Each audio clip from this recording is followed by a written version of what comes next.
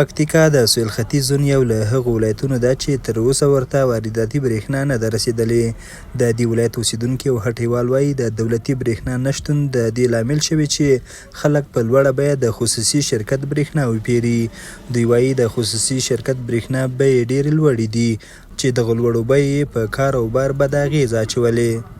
برق خو ډېر مهم ده صاحب، دونه مهم ده برق په ژوند کې. نو دغه شی د ژوند یوه برخه ده. دی اوس ته ګوره ښکلا ټوله دلته د شپې څه چې دلته نه یې اوس د ما په دوکان کې نو څه وکړو موږ وروره بتۍ یا یو شي خو موږ ګزاره نه شو کولی. شمسیانې د شمسیانو چې موږ خپله مقصد ګټه نه شو داسې اخیستی لکه څونه چې ورور موږ په کورو کې یا جنې اخلو یا دلته هغه هم ګرانه راته پرېوځي.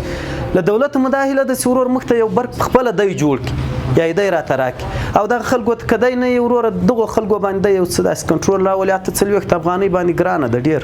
بیه دومره لوړه ده که چیرې یو عادي کس مطلب چې د ورځې هغه یو بله پله کوي 4 غنټې خو برق یاري نشته، خو هغه کوم 12 غنټې یا 10 غنټې کوم برق راځي که هغه بل ولګوي بلب ولګوي نو په هغه کې تقریبا چې ازیات 200-300 افغانۍ پورې مصرف د ورځې د برق بل راځي. یعنې خلک دا څه نه شي کوي چې برق د بازار ولګوي او اکثر خپل شخصي برق لګولی ده. هغه هم داسې برق چې هغه مازې کار ته راخلي او په لوړه کچه نه ده موجود. پکتیکاوال څرګندوي د نورو برخو ترڅنګ برېښنا د خلکو د اقتصادي ودې او پراختیا لپاره اړینه ده او که دې ولایت ته وارداتي برېښنا ورکړل شي د ګڼو نورو پرمختګونو سربیره به سوداګریزه چاره تر ډېره وغوړېږي. بیه دومره لوړه ده که چیرې یو عادي کس مطلب چې د ورځې هغه یو بله پله کوي 4 غنټې خو برق یاري نشته، خو هغه کوم 12 غنټې یا 10 غنټې کوم برق راځي که هغه بل ولګوي بلب ولګوي نو په هغه کې تقریبا چې ازیات 200-300 افغانۍ پورې مصرف د ورځې د برق بل راځي. یعنې خلک دا څه نه شي کوي چې برق د بازار ولګوي او اکثر خپل شخصي برق لګولی ده. هغه هم داسې برق چې هغه مازې کار ته راخلي او په لوړه کچه نه ده موجود. د پکتیکا په مرکز خرنه کې د برېښنا د یو خصوصي شرکت مسؤلین وایي خلکو ته د منظمې برېښنا رسولو په برخه کې د دوی بیې ټیټې دي او هڅه کوي چې نور هم د برېښنا په بیو کې کمښت راولي. نو د برق قیمتونه خو داسې دي چې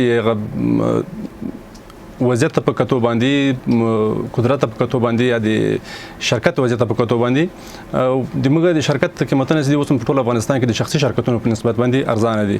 موږ هم په دې هڅه کې په دې کوشش باندې چې برق ارزانه کړو. د دغه میاشتې لپاره د موږ کیلوواټ تقریبا 500 افغانۍ باندې ده. نور هم هڅه کوو، کوشش روان ده ان شاء الله ارزانه کوو، نور هم ارزانه کوو او سیستم هم غواړو شبکه یو څه پراخه کړو غټه کړو.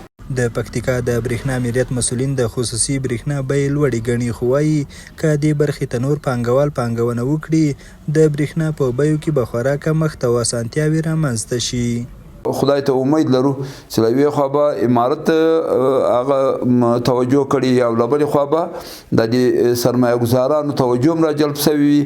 نو د ما خو ډېر نږدې امید ده چې په نږدې کې به که خدای کول د پکتیکا ولایت ته دا د برېښنا مشکل او د هغوی لارې چارې انشاءالله د حل لارې چارې ورته پیدا شي. دا په داسې حال کې ده چې پکتیکا ته څیرمه ولایتونه له دولتي برېښنا برخمن دي خو د دې ولایت د اوسیدونکو پر غوښتنه سربیره بیا هم د برېښنا ستونزه نه ده حل شوې. حیران احمدزی، امید راډیو، پکتیکا.